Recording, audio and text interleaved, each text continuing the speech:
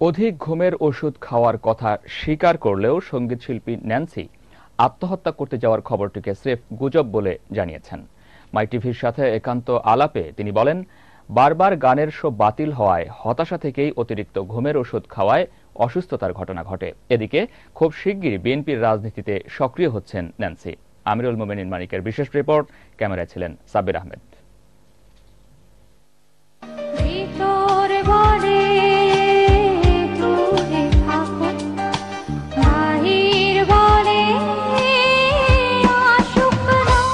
Nancy জাদুকরী কণ্ঠে মুগ্ধ করেছেন দেশ বিদেশের বাংলা ভাষাভাষী লাখো শ্রোতাদের।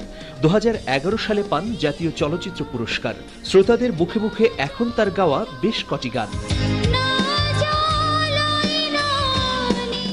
ঘুমের ওষুধ খেয়ে চেষ্টার যে খবর বিভিন্ন মিডিয়ায় এসেছে তা বিভ্রান্তিকর বলে জানান ন্যান্সি। বেশ কিছুদিন ধরে ঘুম হচ্ছে না। আমি করলাম কি, মাতব্বরি করে, এটা আমার ফল্ট। জিওনিলের একটা পাতা নিয়ে 8 থেকে 10টা ট্যাবলেট একসাথে খেয়ে ফেলেছি এবং আমার ধারণা ছিল যে দীর্ঘদিন যাবৎ এই ওষুধ সেবন করার কারণে এটা আমার জন্য খুব একটা এফেক্টেবল কিছু হবে না। এরপরের ঘটনা আমার মনে নেই। স্বামী ও শ্বশুরবাড়ির সঙ্গে মনোমালিন্যের খবরও অস্বীকার করেন তিনি। আমার শ্বশুর শাশুড়ির কিন্তু একটাই ছেলে। এই একটা ছেলে একটা ডিভোর্সি মেয়ে, এক বাচ্চার মাকে বিয়ে করেছে এবং তারা আমাকে মেনে নিয়েছে। এখনো আমার বাচ্চারা ওই ভদ্র মহিলার কাছেই থাকে। তাকে নিয়ে প্রশ্ন করা কি আপনারা আমার সাজে?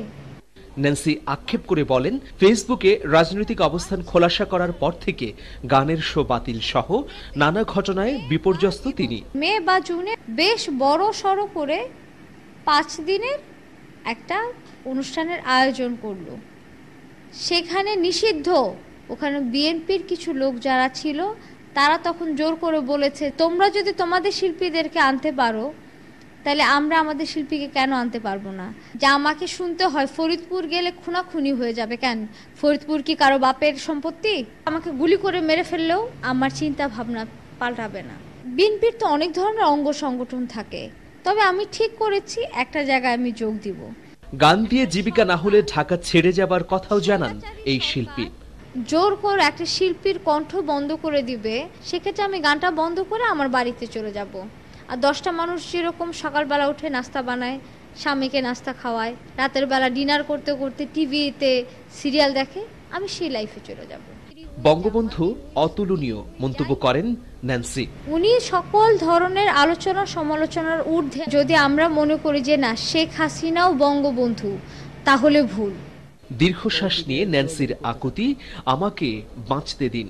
আর ন্যান্সির স্বামী জানালেন, পারিবারিকভাবে সুখে আছেন তারা। স্বামী স্ত্রী তো পাশাপাশি থাকবে, এটাই স্বাভাবিক। বলতে পারবো না যে তার চোখ বেশি ভালো লাগে কিংবা ঠোঁট বেশি ভালো লাগে, তার সমস্ত কিছুই আমার কাছে ভালো লাগে। আমিরুল মোমিনিন মানিক, মাই টিভি, ঢাকা।